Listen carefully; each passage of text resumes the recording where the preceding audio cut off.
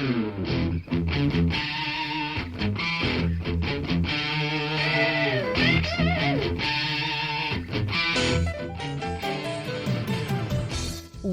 to Thriving Entrepreneur with your host, Steve Kidd, third-generation minister and 30-year business coach. Listen in as amazing, world-changing authors, speakers, and coaches share their struggles and victories. And hear from best-selling authors' insight into how you too can live your life as a thriving entrepreneur. This is Steve. Welcome to Thriving Entrepreneur. Thanks for being with us here today as we talk about the strategic pattern of success. You see, success leaves clues. Success has a pattern. Success isn't something random. It isn't something that just pops out of the blue. It's based off of principles. And when you follow the same kind of principles that folks that have been there before also have followed, you will find yourself heading down the road, following the pattern, and finding success. Now, I want to start off right from the very beginning and give you a definition for success, because success doesn't necessarily have anything to do with how many dollars are in your bank account. Because if success, if happiness, if all of those things are based upon the balance of your bank account at any given moment, then anytime you pay a bill, put a down payment on a new house, get a new car, do anything that would be bringing that balance down a little bit or a whole lot, that would, by nature of that definition, mean that you are now less successful than you were during the whole entire time that you were accumulating that money so that you could then buy that house, put that down payment on it, buy a car, do all those kind of things. So what really is success? We want to look a little bit at that and help you with a little bit of the mind patterns that you have today. We want to talk about just purely the people that are in our lives and how the right people in our lives help us connect to success and have that pattern of success. And then also talk some strategies about things that you can do that can help you potentially not only reach more people, but possibly a different group of people, so that in the actual monetary end of success, you do find yourself having the money go up and be doing better and better and better. But I really do encourage you, as we begin this talk on the strategic pattern of success, that you really stop for a minute and you think about what really makes me feel like I've succeeded today. What are the things that when I put my head on the pillow that makes me feel like I did a good job today? And maybe some of that has to do with money, but most of it has to do with people and accomplishments and being the best you. I know I say this all the time, don't I? The best you that you can possibly be while it's called today. Those are the kind of things that lead us towards success. And when we discover the patterns in our own life that are keeping us from success, and we make the shift into the pattern of success, and then we do that strategically, meaning on purpose, over and over again, so that we have the strategic pattern of success in our own life, we can find very quickly that we're living, we're thriving, we're loving, and we are successful in all that we do. And that's what I want so much for you. And that, to me, more than anything else, is what it means to live as a thriving entrepreneur. So with that thought in mind, as we look for the strategic pattern of success in each of these interviews, let's jump in to our first guest. Join me in welcoming Christina Woods. Hey, Christina, how you doing today? I'm great, Steve. Thank you. So to begin us off with, tell us a little bit about you and how you show up in the world. Thank you. So I am a hypnotherapist, a coach, and an energy healer. And I'm the CEO and founder of Wise Woods. And I get to work with really fabulous, smart, capable, spiritually open people to shift patterns in their life that are holding them back and help them set boundaries and start trusting themselves and align themselves with the lives that they want to have. So I get to work with people all over the world, one-on-one, virtually. You get to do hypnotherapy virtually, which most people don't know. And this is my second career. So I switched things up around 50. And so I got this new burst of passion and energy I get to have. So you went into the future, changed jobs, and then that's cool. I'm proud of you. Um, Yeah, it's a so big deal. yeah. So hypnotherapy, and you're doing it virtually. Can you describe to me a little bit how that works? I mean, we're all used to seeing the things we see on TV, but how does it really work? Yeah, that's a great question. So my kids said, "Oh my gosh, mom, you're the guy at the fair now," but that's not the case. So yeah, hypnotherapy is a very natural state.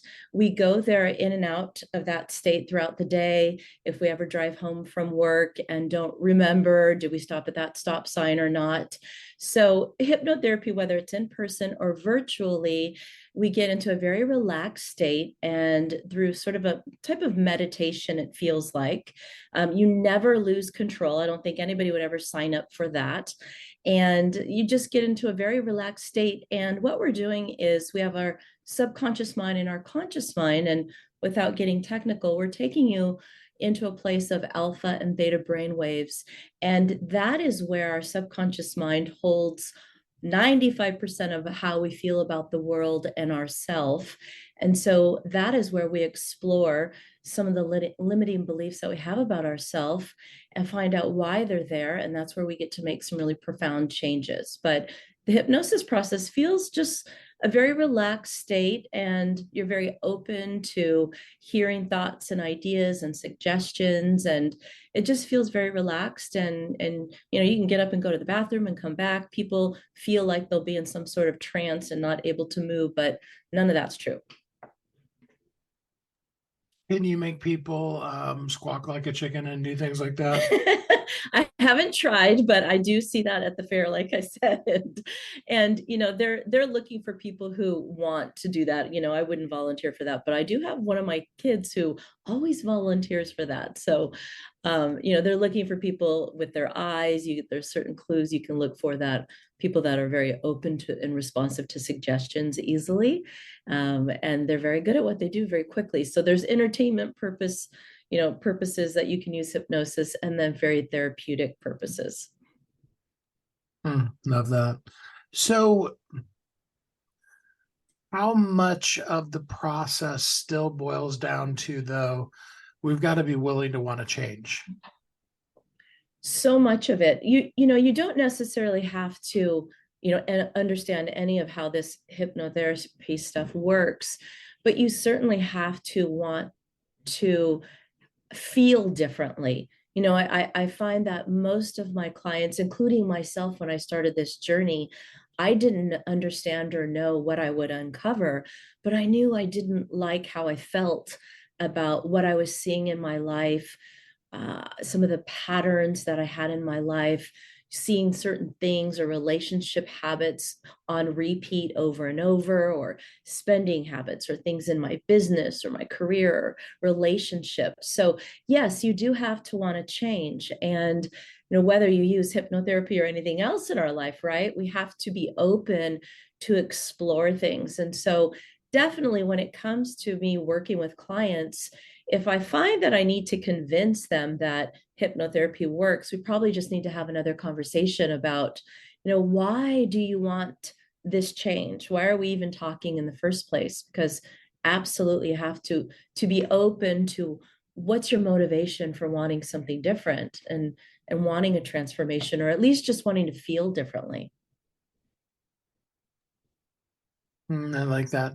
So I mean, because a lot of what you're saying, with the exception of if we took the word hypnotherapy out of there, sounds a lot like a good life coach or therapist or those kind of Mm-hmm. things. Where do the differences come in? I mean, what is different about it? Yeah, that's a great question. So when I mentioned we have our conscious mind and our subconscious mind. So think of the iceberg, and if you look up hypnotherapy, you'll probably find a picture of an iceberg because it's the best analogy. So you have that top part above the water, which is our conscious mind, 5% above the water. That's our analytical, our critical mind. And we need it, but 95% is underwater, and that is again the part that holds all of our beliefs and our filter about how we feel about ourselves. So if we want to make long lasting, deep changes, so it's sort of like when you think about a diet. If there were one diet, a diet really worked, there'd only be one. But it's not about the diets, it's about how do we feel in our emotions around food. Or if one budget worked, we'd all follow it. It's not about money, it's about our beliefs and our feelings about our worth and money, and so much more than that. So in hypnosis, we go back to what are the limiting beliefs that we have in our subconscious under the water. And most of those were formed in our childhood about, are we good enough? Are we worthy? Do we feel lovable, or do we feel different? Because that is how we shape future decisions that we make. And when we can go back in hypnotherapy and dig those up and find out when those beliefs were formed, we're able to look at them and say, oh, okay, when I was 7 or when I was 9 or when I was 10, I made some decisions, and I made, certain decisions about how I feel about myself. It made a lot of sense at that age. And at that point, you're able to say, all right, well, I don't live in that situation anymore. We upgrade those beliefs about ourselves. So I use an analogy of our phone. We're always upgrading technology, but we forget that we have this subconscious belief that absolutely has the capability to upgrade your belief system. These beliefs we have about ourselves very often, they're not even true. And so it's our responsibility, if we really want to make deep, lasting changes, go in and find out what are these beliefs we have about ourselves, and find out where they came from. Let's change them and then upgrade and change them. You can do that. And hypnotherapy is very, very fast and effective. That's one of the things I want to make sure everyone understands is it's not scary. It's not smoke and mirrors. It's actually a very natural process. It's why I left a 30-year career in higher education to do something very simple to help people make huge transformations very quickly. It's incredible. I love the concept of huge transformations quickly. I wish when you start talking about wanting to lose weight, I wish that there was a huge transformation that you could do in that realm quickly. I know you can begin the process and get a person on a track for it, but wouldn't it be cool if there was a weight loss technique where it's like, yeah, and you can healthily lose like 100 pounds this month? Right. And but when we change our beliefs, our habits are always start with a belief. And that's one of the only things that we have control of. And I think the last couple of years in the world, we see so much that we're not in control of. But our thoughts, we choose our thoughts, right? And when you choose, and you can choose your thoughts, and you can change how you feel about yourself and your thoughts, wow, the habits and the actions and the events in your life, you just see this beautiful ripple effect. And I know the breakthrough I had in my life with this second career all started when I started changing how I felt about myself, and when I started truly loving myself. And boy, my diet changed, my health changed, the money in my bank account changed. I started to have this business that was led by my heart instead of a place of, oh boy, I have to have this corporate job or else I'll lose everything in my life.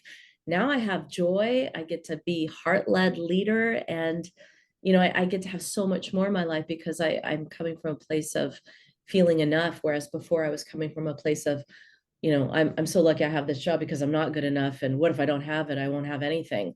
And that's not the truth. So our thoughts, we get to choose those, and clearing out the clutter is a great way to do that.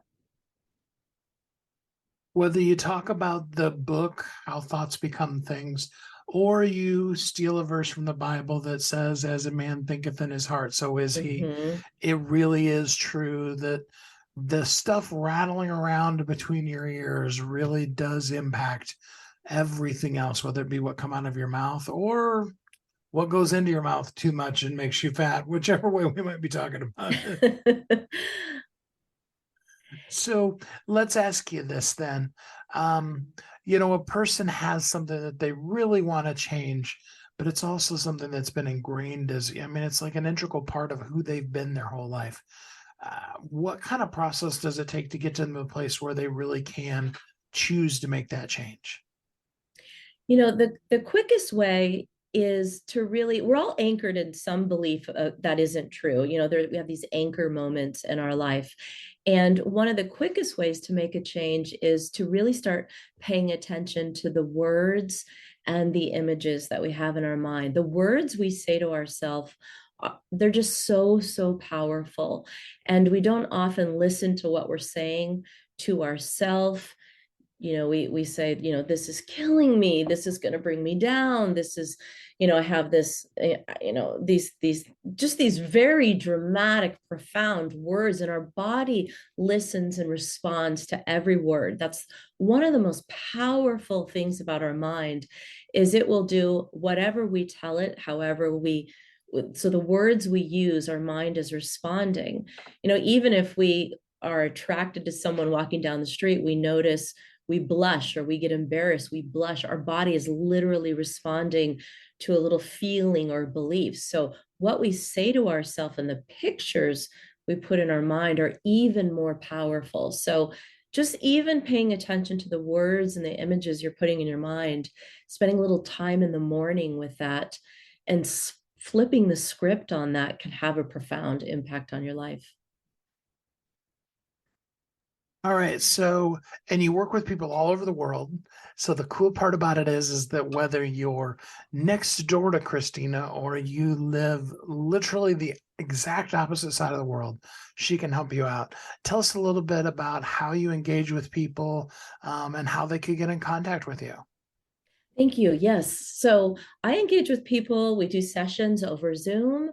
I work with people one on one, in groups, in retreats, and I can be found on Instagram at Wise Woods Hypnotherapy, and my website is wisewoods.com. And I have free downloads, hypno meditations, and other things on there that people can check out. I also offer a free hour for people to schedule something with me to see if this might be something that fits into what they're looking for and to transform their life. I love that. And give us that URL one more time. Sure. Wise Woods, WISEWOODS.com. I'm Christina Woods, and I would love the opportunity to just share more with any of your listeners. I love that. But before I let you go, we've been talking a lot about, the mental game and getting yourself prepared and stuff like that. So can you give us some words of advice that would help us be able to get our mind in the right place to then be able to get the help that you can give? No, I two things. Write on your mirror or with a dry erase or put it on your computer, I am enough. Set your alarm on your phone at 8 a.m., noon, and 5 p.m. with something inspiring that says you're enough, you're a heartfelt leader, whatever inspires you. You're you're whatever words inspire you. I think right now I have, I'm inspiring, I'm enough, and whatever I don't feel enough in for the moment. And those little pop-ups every day when you're starting to feel and you're getting sucked back into whatever anchor, is pulling us back down into perhaps a limiting belief, you're able to flip the script. And so those little reminders, but I am enough, when you're getting ready in the morning, you're looking in the mirror, it has such a big, big impact, more than we'll ever know. So, my neighbors, my friends, my children, they're used to little notes all in my cabinets, my kitchen cabinets, on the mirror in my bathroom. They're everywhere and they make a big difference. So I think that's really important, and I hope you do it. Well, Christina, I've really appreciated you having you here on the show today. Love what you're doing. Give us your URL just one more time so that people know where to go. Yes, wisewoods.com. Perfect. Christina, thanks so much for being with us here on the show today. Thank you. What kind of things can and even should you shift in your mind that would help you live a more successful, fulfilled, complete life? Again, not necessarily monetarily, but in all the aspects, in the 360 of your life. What are the things that you could do today to be able to be more effective in what you do, to think in the terms of success, and then live in the patterns that do emerge when we begin to look at what success really means and what we truly need to do to be able to reach that. I want you to think about that. Feel free to hashtag Thriving Entrepreneur on your favorite social media. Let us know what your thoughts are. We're going to take our first commercial break, and then we'll be right back here on Thriving Entrepreneur. Don't go away.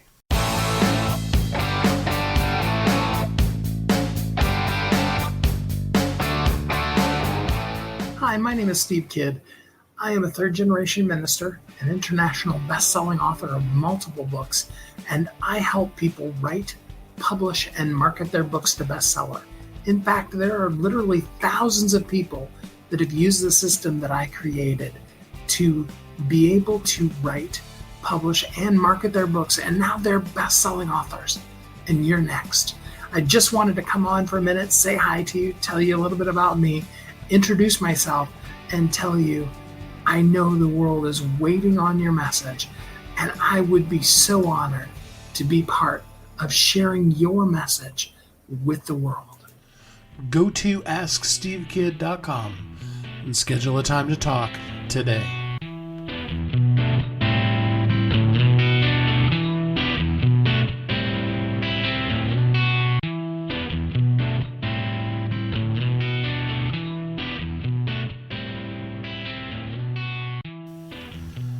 This is Steve. Welcome back. Thanks for listening to Thriving Entrepreneur today as we talk about the strategic pattern of success. In the first segment, we were talking about shifting patterns, about having our energy work for us versus against us. I hope you learned some really good things from that and that you began to start thinking in terms of what does success really mean to me? What would it look like if I was truly successful? And then allow that pattern of success in your life to begin to form as we continue on this conversation. So with that said, let's look at another thing that is definitely part of our successfulness, and that has to do with the people that we surround ourselves with as we jump in to our next guest. Join me in welcoming Alex Atwood. Hey, Alex, how you doing today? I am doing wonderful. How are you today, Steve? Doing really good, thanks.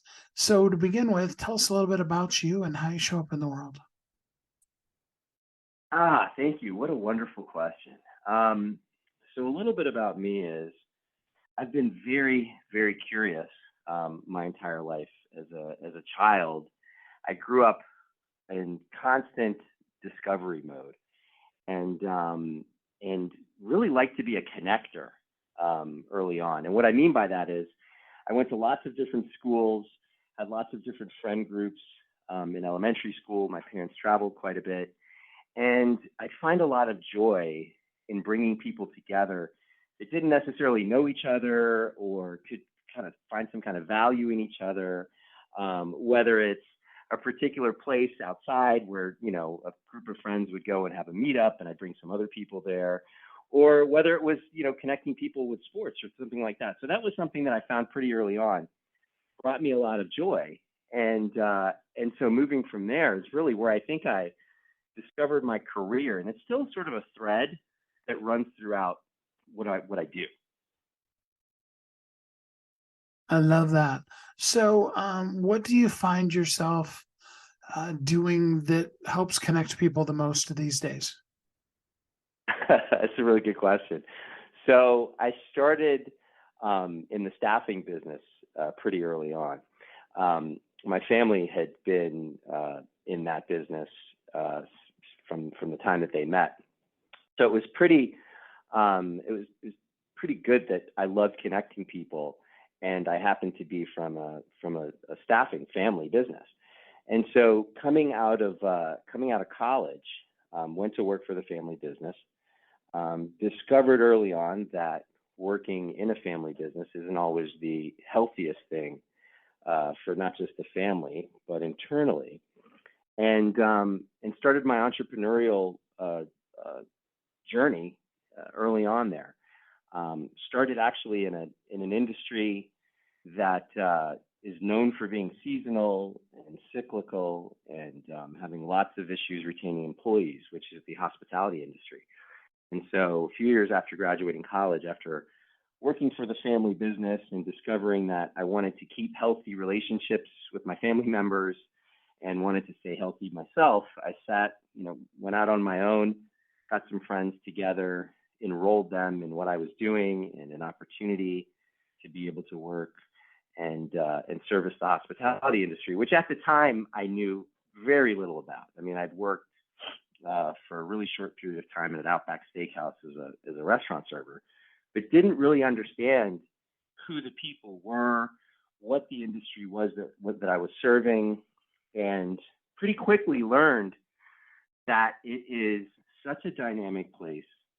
Some of the hardest working people that love providing a service, love being in service, and frankly didn't really have much support at the time that I entered the industry.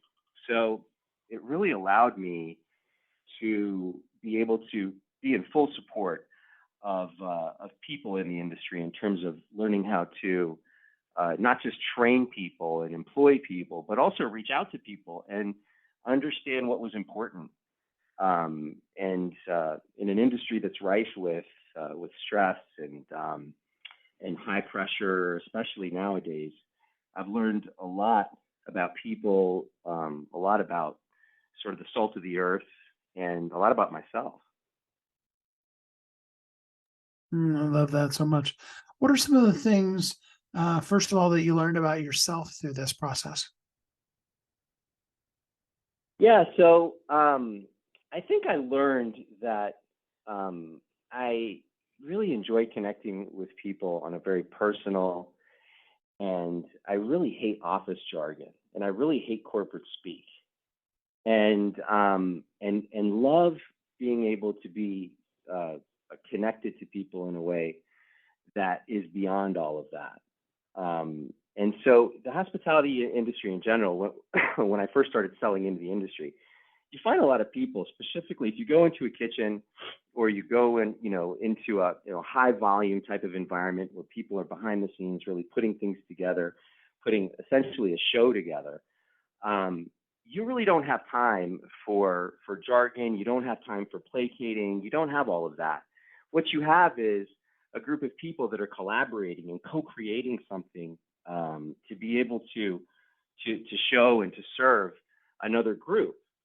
And so in that space, you're able to build really personal relationships. I mean, it's almost like being in battle. Every time that you put together a new event or a dinner or some sort of corporate showcase or anything like that, a concert, there's a lot that goes on behind the scenes. There's a lot of bonds that are made. There's a lot of stress. There's a lot of different types of challenges that you need to collaborate to overcome. And so from there, you just build these really strong bonds, and you find people that just work, really diligently, but more importantly, they really care about others. And so being able to be in service to that really taught me how important that is to me. I think I remember coming out of college, not necessarily trusting myself as being, competent enough to sit in some of the meetings that I was in, and did I know enough? Was I qualified, to be there? Did I know enough corporate speak to be able to get along in the corporate world? And I realized that, I wasn't as true to myself as I had started to become as I started to explore this more nuanced and frankly underserved industry. And so when I started to really dig into that and discover that about myself, I moved more into training in the industry, working with people that wanted to not just train technical skills, but also want to sort of uplift and energize. And so I discovered quite a lot about the industry. I discovered that the mortality rates of chefs and people that are in the industry were very high. Alcoholism was something that was prevalent. Substance abuse was there, and a lot of that led to some of the issues with, not just retaining employees and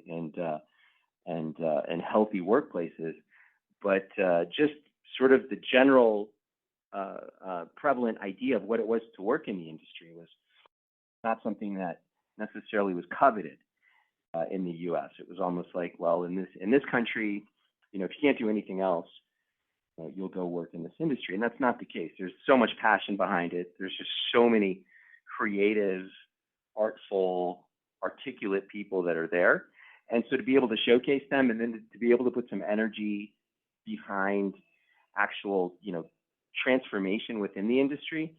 In other words, like putting different forms of communication into a kitchen, being able to understand not just how productive a kitchen is, or just how productive a particular organization is, but how healthy they are and how well they are able to collaborate, and how regenerative they are. So that sort of led me to discovering more about myself, and led me into a more contemplative state for, how can I not just support the industry that I serve, but how can I support others as a whole?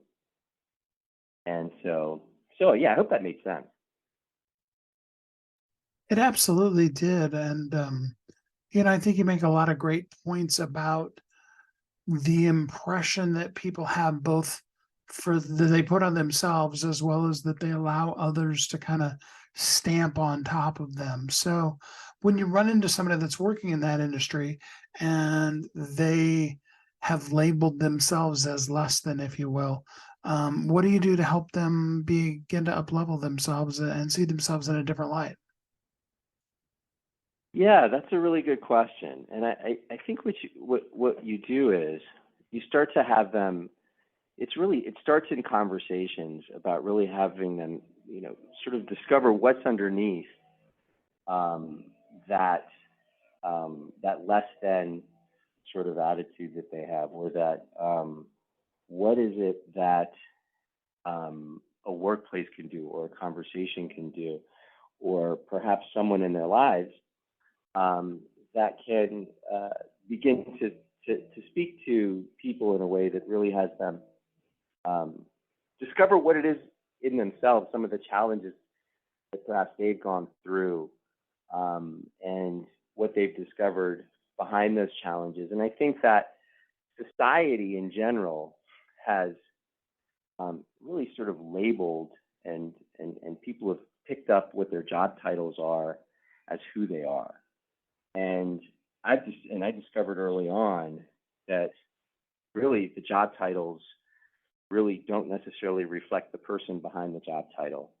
And so some of the most endearing and some of the most really transformational people that I've come across in my life, and that's just not just at work, but in my personal life, have been some of the most humble, experienced.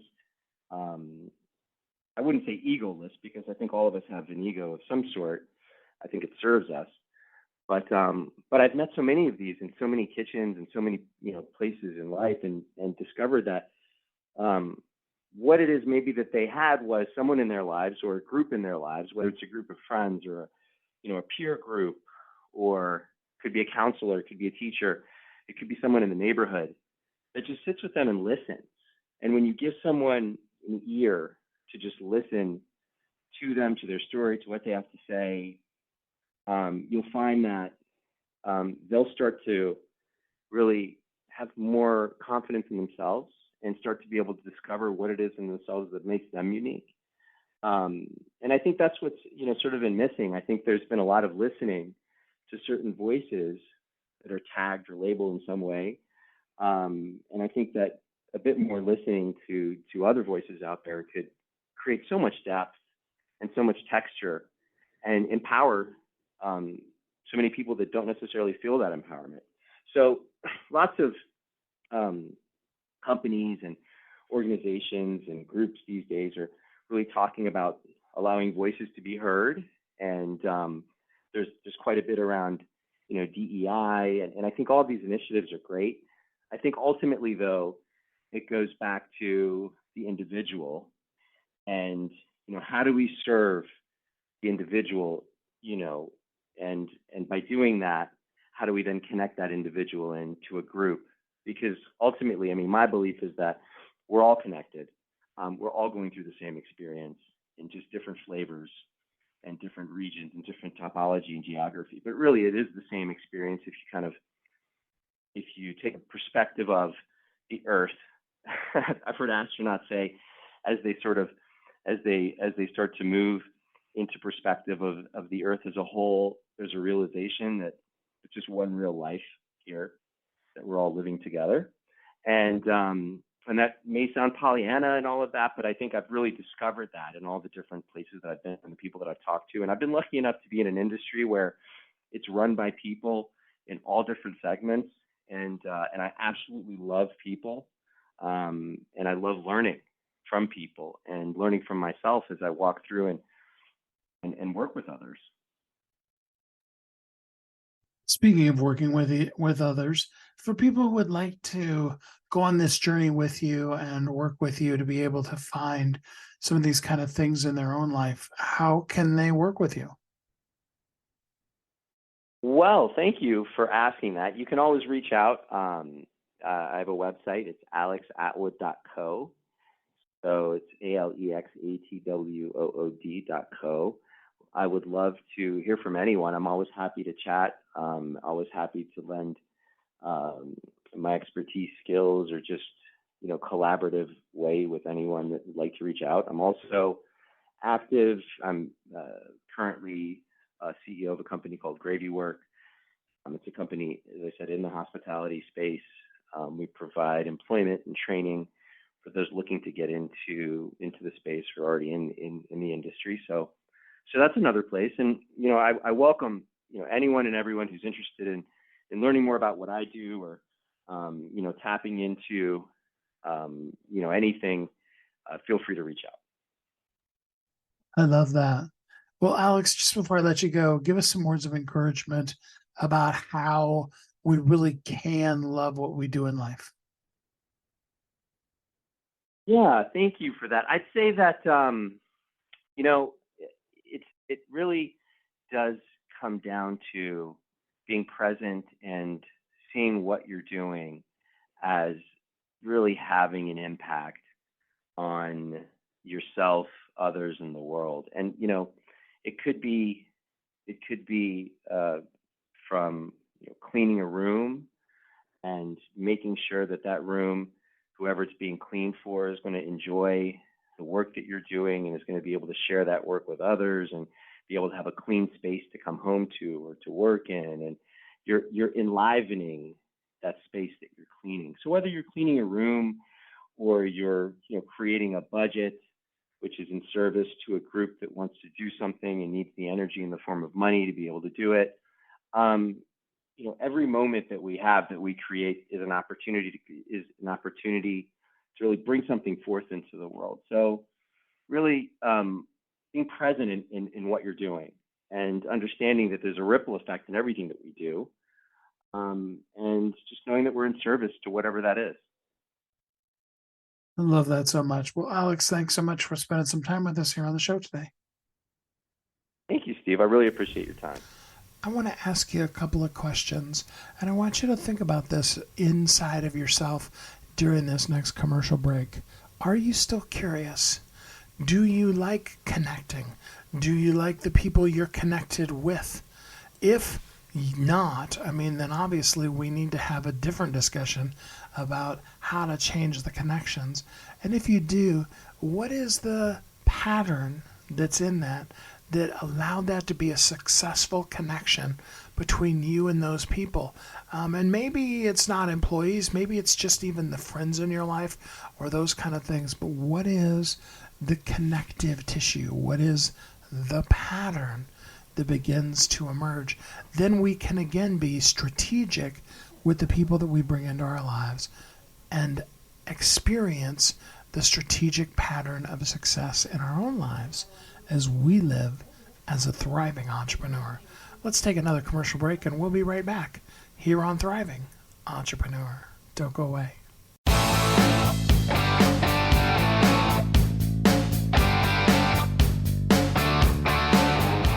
Hi, my name is Steve Kidd. I am a third-generation minister, an international best-selling author of multiple books, and I help people write, publish, and market their books to bestseller. In fact, there are literally thousands of people that have used the system that I created to be able to write, publish, and market their books, and now they're best-selling authors. And you're next. I just wanted to come on for a minute, say hi to you, tell you a little bit about me, introduce myself, and tell you I know the world is waiting on your message, and I would be so honored to be part of sharing your message with the world. Go to AskSteveKidd.com and schedule a time to talk today.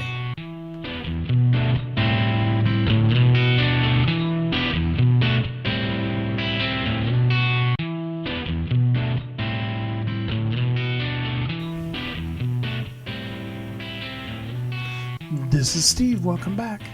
Thanks for listening to Thriving Entrepreneur today as we talk about the strategic pattern of success.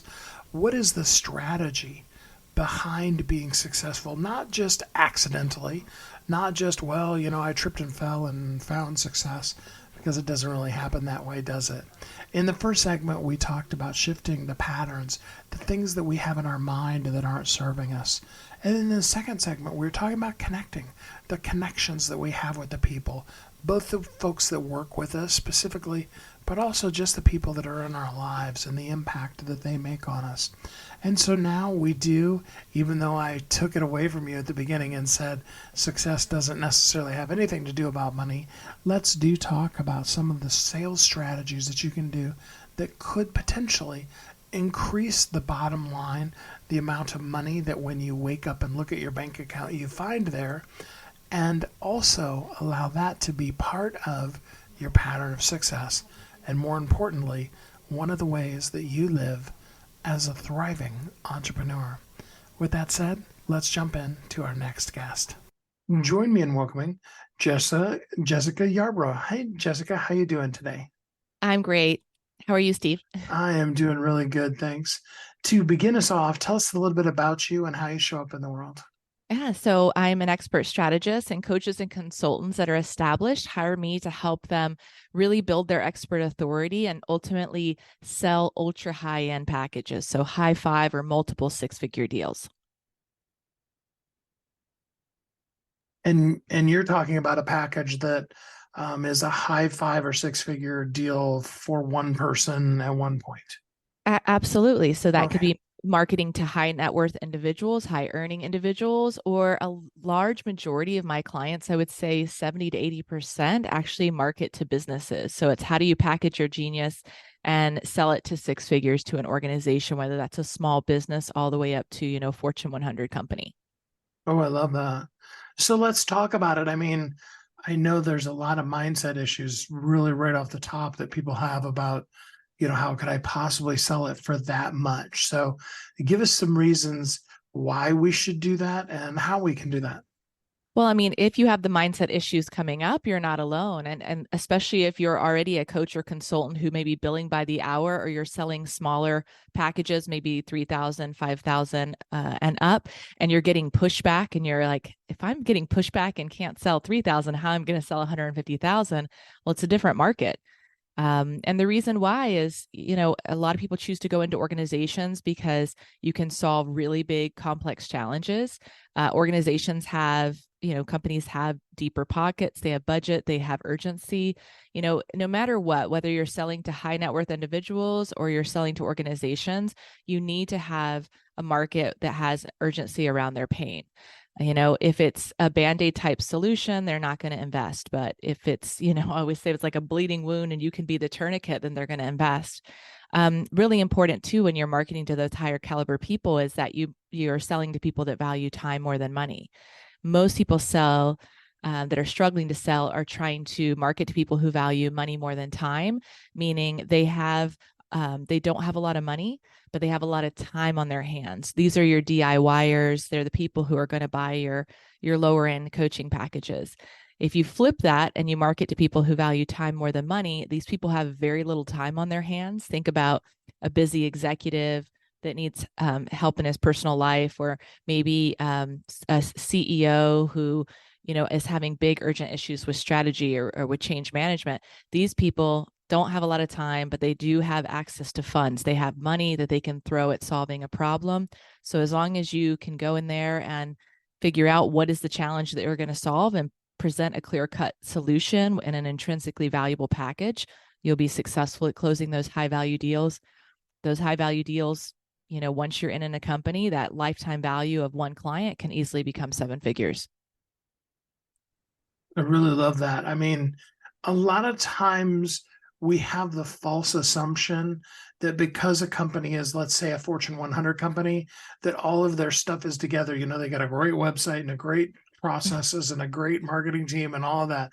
And for anybody that's ever worked with those, a lot of times they're bigger messes than the little companies. 100%. I mean, the bigger the company, the more complexity, the more hands on a single project, the more breakdowns in communication. And, that's exactly the type of clients, when I have clients that are leadership development or change management, that's their dream clients, because they constantly need help with solving what is one of the biggest problems in companies, which is the people problem.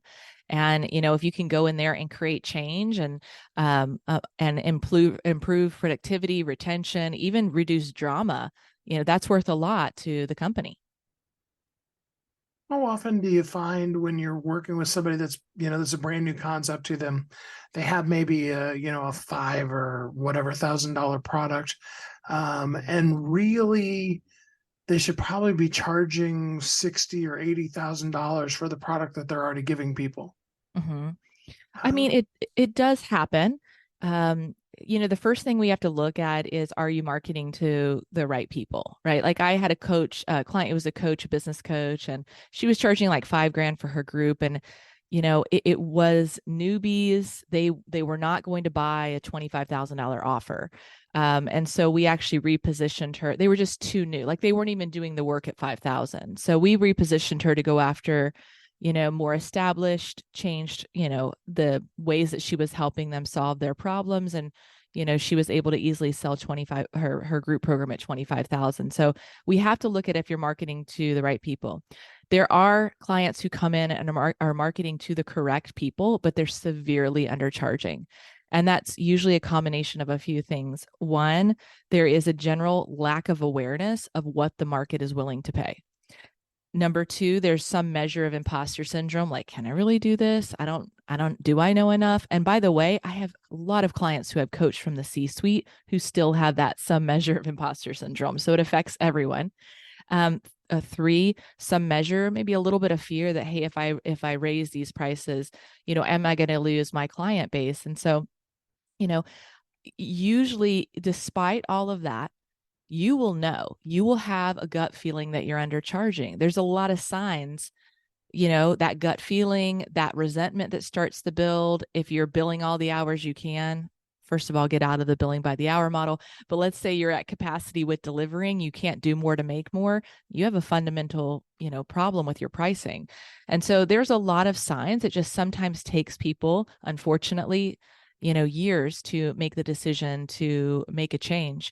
I had a client who she did try a lot of other things, and she was stuck at 300,000 for 10 years selling to companies, and was severely undercharging. And when she came into my program, I said, I want you to little more than double your prices.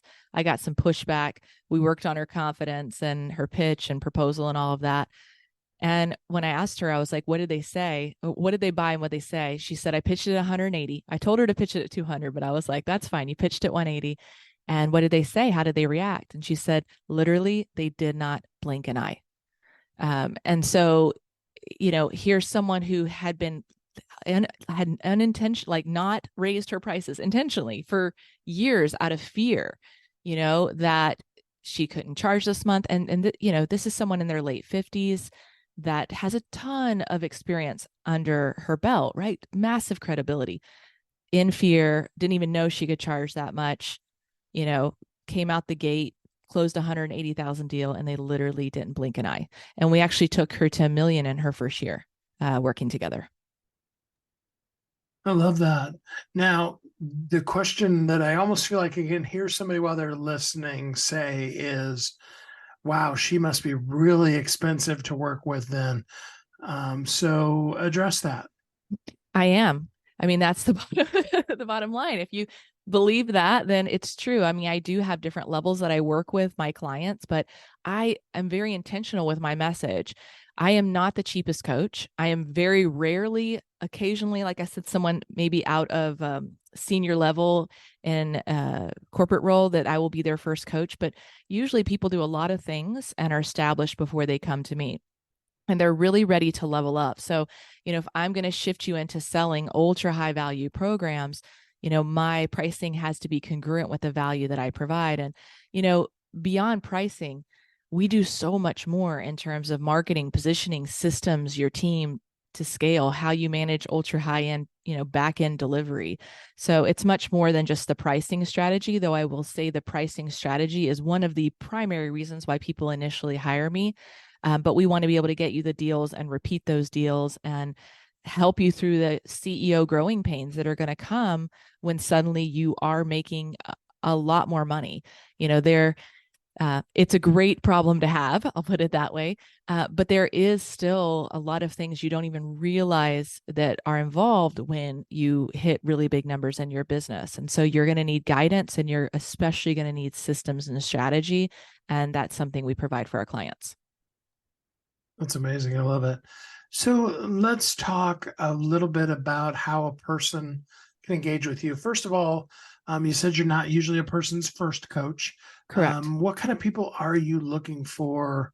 Let's help people opt in, opt out of working with Jessica.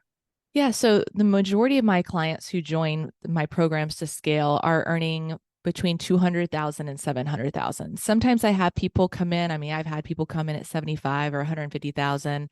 And those are people that are really committed because of, the investment and time commitment. But typically on average, my clients are 200 to 700,000. And then I do get some people in the low seven figures as well. So that's one big determining factor is revenue. Also, that you're established. Like, we're looking for traction. We're looking for a track record. I always joke and say, hey, I'm not going to take a Starbucks barista and have them selling 6-figure contracts. Like, that would be a big jump. So I need someone with demonstrated excellence in their field. So if you've been in your corporate role for 15 years, and you're transitioning and you've got that skill set that I can turn into a valuable consulting service for a company, then I can take you on. But we need to have some track record with you solving the kinds of problems that you intend to solve or promise to solve. Of that. And for the person who is like, that's me, I just need your help, Jessica. How would they get in contact with you? Well, first I would say, find me on LinkedIn. Let me know you heard me on the show. Check out my YouTube, go to jessicayarbrough.com/influence and download, my guide on the ladder of influence. I'd like you to have a greater understanding of who I am. And I put out a lot of education out there for my clients. And then if you feel a connection, you're getting value, and you feel like I'm the coach for you, then apply for a call. And if accepted, we can have a conversation. Before I let you go, do me a favor and give us some words of encouragement for the person who, until they heard you, never even considered a program that high, and just how possible it is? Yeah, I would say one of the biggest mindset shifts that you can make as a business owner is this: until you see and own your value, no one else will. That's very powerful. And I hope everybody will take that to heart and really run with it. Jessica, I really appreciate what you do in the world. I know there's some people out there that need your help. And thanks for all that you do. Thanks for being with us on the show here today. Thanks for having me. As Jessica shared with us, it's about having a strategy to be able to reach whomever it is. Whether you're talking about a high ticket program or you're talking about something that's 99 cents, it's on every level not magic. It's strategic. And there's a strategic pattern that is how success is created. It's developed. It is lived out. It's not something that just, you're walking down the street one day and it drops on your head like an anvil out of a Bugs Bunny cartoon. It really is something that you do on purpose, that you plan out so that you can then live out throughout the course of your entire life. It has to do more than anything else with how massively important you are to this world, to allow you the capability to be able to then do the things that only you can do so that you are successful in the way that you're meant to be successful. Because you are uniquely brilliant. You were created for a purpose, and the world does need you. And so with all of that in mind, begin to now take the things that we've introduced to you, the stuff that I've said, and a good, solid knowing of yourself, and begin to design the strategy. Have the strategic pattern that then will lead you down the road to success. And again, as I said right at the beginning, start with what the real definition of being successful in your life would look like. I would encourage you not to have that be a monetary goal, because money really isn't going to be a good barometer of it. If you do this, money will come and money will get spent. And so in other words, money will go. But if you do the thing today that you know to do, you do it strategically, you do it on purpose, and you continue to follow that pattern, you'll see it emerge more and more and more in your life. And you'll begin to see yourself, first and foremost, as successful. And then you'll be following every day your own customized strategic pattern of success. Even in the times when Steve can't say the word strategic, you'll still have that strategy. You'll follow that pattern, and you'll be the best you that you can be. And there will be days when you'll totally blow it, and you'll be like, oh man, I'm so off schedule. And that's okay too, because now that's in the past, and you can move forward to having today be as awesome, incredible, and amazing as it's meant to be. And that, my friend, is not only the strategic pattern of success, but that's how you live every day of your life as a thriving entrepreneur. I want that for you. I hope until we're together again next time, you're happy, safe, warm, and loved, that you are blessed, strategic, successful, and have a great week. Thanks for listening to Thriving Entrepreneur today. If you want to get your question answered, send an email to questions@wehelpyouthrive.com. We look forward to you joining us again next time.